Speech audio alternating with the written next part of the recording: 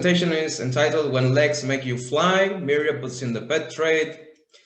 And well, this is a very welcome group, I will say, to this symposium because they are very, very neglected animals.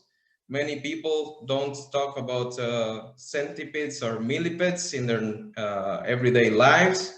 So here are two pictures of the two major groups. There is a millipede and a centipede. And of course, I know your reaction. Oh, Lord, have mercy. Yeah, that's the reaction of most people when they see pictures of this group. So they are very, very disliking. But some people like them. And that includes hobbyists and traders and poachers. So there are many, many Facebook groups that are interested in these groups.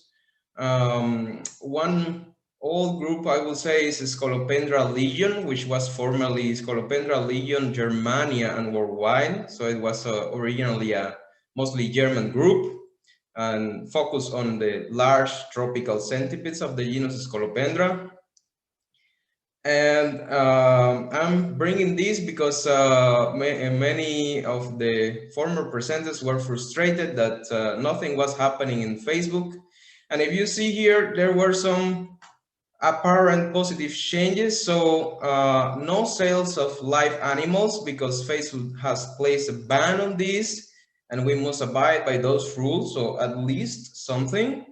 And then you see also that there is a self-assessment on human risk of this species. We do not recommend keeping Scolopendra dehani, one species, or similar in homes with young children. It only takes one incident with a bit of media spin to go viral for ordinary people to realize we keep these animals and petition for a ban. Governments will have very little reason not to support that. In fact, it is already illegal in some European countries. So you see that there is a self-assessment on risk on keeping these animals. And well, this is another example, Scolopendra.Europe. And you see that it's linked to a web page, a forum out of Facebook. So this is a commonplace. We have discussed this before, that many things happen out of Facebook. And you see again that the new rule of Facebook made an impact.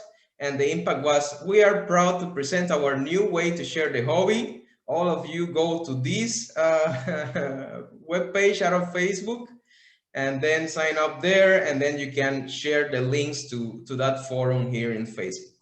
But again, at least something. And one of the things that I have found a lot is that the myriapod trade is very in the open. So this is just one simple example. We have private business of spiders and other arachnids, and then also myriapods. And then it's very interesting that this is a public page, and then the owners say, we go to Greece, to India, Morocco, Portugal, Thailand, Cyprus, and then we turn stones around, and then we look for tarantulas and other critters. Yeah, and then this is out of Facebook, and then they go back to Facebook and they post their products, and you see that there is an exact match between what they are selling and where they are traveling. So all these things are in the open, and it's not difficult to link the information that we travel here and we sell things from there. And then you see Krabi and Kaoshok are in Thailand. And this is a very common practice that when you don't have the taxonomic expertise, you just put the lowest taxonomic level that you can identify, in this case, the genus, Benoitolus and Pseudodesmus, and then you put the place. And that is a, so to say, hobbyist taxonomy. But it helps you to know where the things are coming from. And it is unlikely to disappear as a practice because people want to know, the buyers want to know where the things are coming from, exact localities. As drivers of trade, well, we have size. Many centipedes and millipedes reach a big size. So we're talking about 26 to 30 centimeters in size. Color is an important driver of what people buy. Of course, people like colorful species. This is often found that which species is easy to start with. So there are many newcomers and they make these questions, and you will find a lot this phrase in the social media. Then there is, of course, the almighty collector. I want everything. And these groups are also present in the Chinese traditional medicine and as food.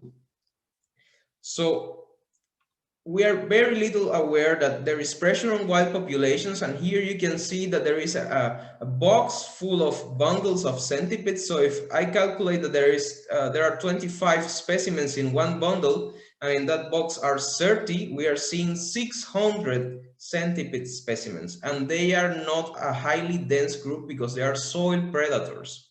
So their density depends on the density of prey. So I cannot imagine myself how much area and how many rocks it took to find all those centipedes that you are seeing there. And they are indeed used as food, not only medicine, but also as food. So this is from market in Thailand. This lady at the left is not a parasite, but I wanted to bring this topic. So we have potential risk to animal health. And this is an article of this year, and this is a new species. And the interesting thing here is the species is from this year, and the centipede is, the millipede, sorry, is big and was described in 1943, so 80 years ago. And only now we find a new nematode, a new roundworm in this species. And the message is that these never come alone. So here there are 6 different roundworms in one species of millipede. And the years of description also tell you, you see 2016 there, that we are constantly describing new species, even from myriapod species that we have known for a few decades. We are not enough to describe all this diversity, and we are not enough to inform you, decision makers and surveyors, of how much could it be out there. Yeah, so, and then of course the parasites might also have parasites. So here you see that the same new nematode has some fungi on the front. Yeah, so the message is that when we import something and when we trade something, or we allow this trade to happen, we are also trading maybe 20 species of parasites and commensals with these. And when these earth and debris of our terrariums go out to the exterior of our living places, then they can go to wildlife.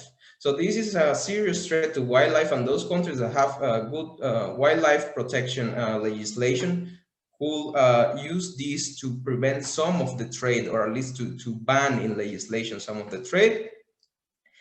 This is another example. There are external mites. This is a millipede with a high mite infestation. And then this is a new fungus which kills millipedes. It makes them crawl up, and then they die, and then the fungus is there, and then they can disperse the spores. And this fungus was described only in 2017. And again, the same message. The fungus was already collected in 1886. So it took more than 130 years for a specialist to finally sit and describe this species. There are not enough taxonomists out there. We keep describing and keep finding new hosts for known diseases. So this is Angiostrongelus cantonensis. It's a nematode, and it can infect humans and cause encephalitis. And it's on the spread. It's in Australia, it's in the US, so it started to spread greatly after World War II. And just in 2018, we found that it can also be in centipedes, because 2 people ate centipedes in China and they got infected with this nematode. And when a survey was made in the market, Of 20 centipedes surveyed, 7 had the parasite. So we keep finding new hosts, even if the diseases and the parasites are known, and even if they are not rare in the hosts. And here you can see that they cause brain lesions and also lung lesions. So this is a serious human health risk. We also have about 82 cases in Hawaii from 2007 to 2017 with 2 deaths. So the disease is out there. And then we need experts, as you have seen, and we need databases. This is a database that we are creating from about 2 years ago.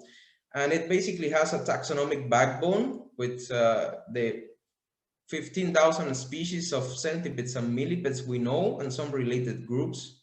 So if you are developing software for wildlife trade, the software of this database is open source. It can be modified, and we can be used as a data aggregator for your searching algorithm. So we can offer the taxonomic backbone for you to match data to it. And that was basically it. Maybe